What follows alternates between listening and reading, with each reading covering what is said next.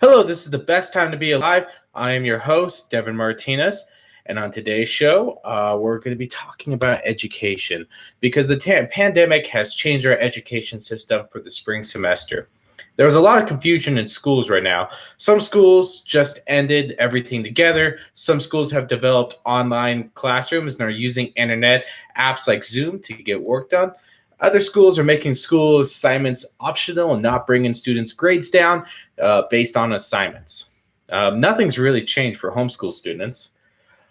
But for parents who weren't teachers before, they are now involved in teaching their kids and are entering new territory. This episode is going to be part one in a series of videos detailing our education system during this pandemic. I want to highlight the hardworking people in education who are going through this. This also changes everything for students as well. Some are not going to experience amazing high school moments that a lot of them look forward to, especially high school seniors.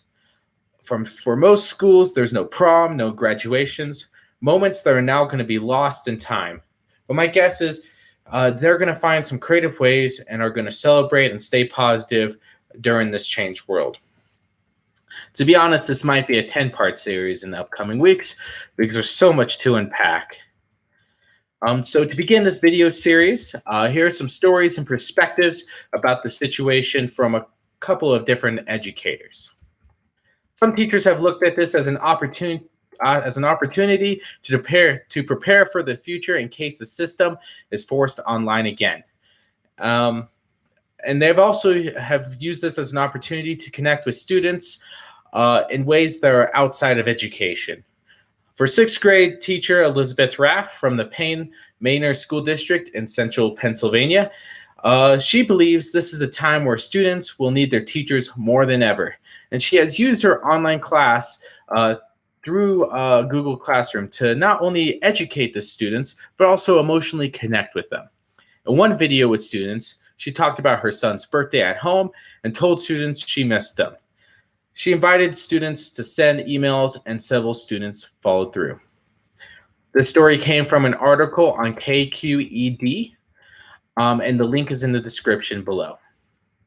James Howard is a clinical psychologist in the Anxiety Disorder Center at the Child Mind Institute and director of the center's Trauma and Resilience Service, and he agrees with Ms. Raff, stating, "We know that strong, secure bonds with our teachers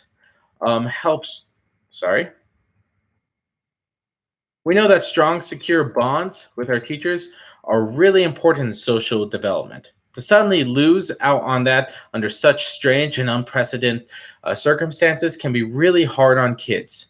He added, "We have physical distance, but we don't have to have emotional distance. Let's just have a toast to great teachers like Ms. Raff, who understand that this moment is not just about education, but the other benefits school provides." A retired public school art teacher recently began a virtual class because she wanted to do more and help during this pandemic. Her name is Cynthia Caldwell, and she explains her reasoning in an article with NewJersey.com. The link is also in the description below. She lives with her daughter and 4 of her grandchildren. She said, "I want them to learn how to do basic drawing. Pencil and paper. I keep it simple. I don't want their parents to go out and find a sketchbook when they can't even find toilet paper." The link to her Facebook Live is also in the description. I would watch. She has over 30 years of experience. Another toast to Cynthia Caldwell.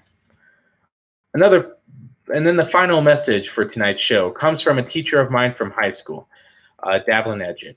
First, I want to thank you for sending this information to help me with my show.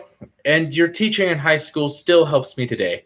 I remember thinking back to something you said when I was in the newsroom for the Gazette internship I had last summer. And I also have thought of things that you said while scripting this show. And since I'm a writer now, I value your teaching a lot. Thank you. All right, here's the message she sent. I decided to use most of it, and it's a lot, so please stay with me because this is an important message. I won't be paying attention to the camera for a second. "Being a teacher is a difficult job," she said. "I think that a lot of people are learning that, but I like to think that I'm a pretty good teacher. I connect with students. I am involved on and off campus. I have 2 master's degrees to inform my classroom practices, and I have been teaching for 10 years. I have learned that I suck. I'm good at my content. English literature for 9th through 10th grade. And by the way, you are great at your content. Much like other professionals are good at their content, this situation has provided me insight that I assumed before, but that I have yet solidified. There is a reason why we are certified by grade level. I am not a 6th grade teacher, nor am I a preschool teacher. I am not a stay-at-home mom. Their job is far harder than mine.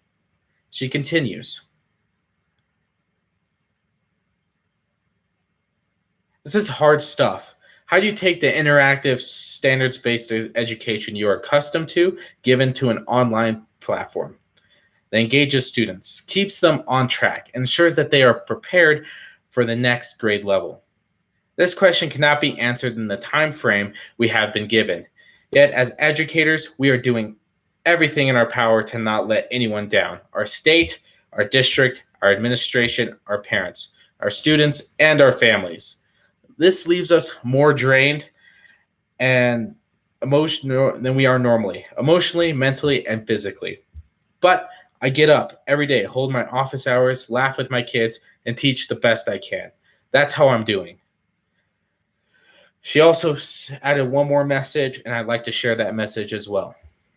Each of our kids has now entered an unknown world, and we have no idea what that means for our kids. Some become full-time parents, part-time parents, teachers, caregivers, and bread makers. Yet, we still want them to be successful in our classrooms. The mental shift from wanting them to be successful is hard. They are likely dealing with the same or more stress, or the same. They were likely, sorry about that. They were likely dealing with the same or more than adults are. The success looks way different than it did when they entered our class in January. Thank you so much for that message. I think this was a great way to begin this series.